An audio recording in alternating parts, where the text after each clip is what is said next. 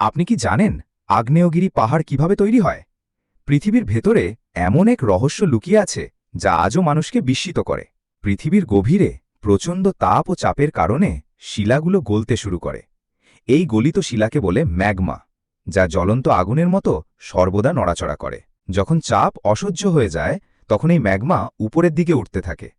অবশেষে আগ্নেয়গিরির চূড়া ফেটে যায়, আর সেখান থেকে বের হয় লাভা, ধোঁয়া আর আগুন।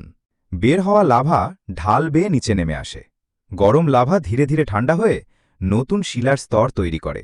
বারবার লাভা বের হয়ে জমতে জমতে একসময় বিশাল পাহাড়ের রূপ নেয়। এভাবেই তৈরি হয় আগ্নেয়গিরি পাহাড়, যা দেখতে মহিমান্বিত এবং ভয়ঙ্কর।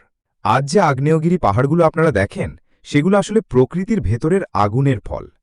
এগুলো আমাদের মনে করিয়ে দেয় যে পৃথিবী কখনো স্থির নয়, বরং প্রতিনিয়ত পরিবর্তিত হচ্ছে। এরকম আরও ভিডিও পেতে আমাদের ফলো করুন এবং সাবস্ক্রাইব করুন।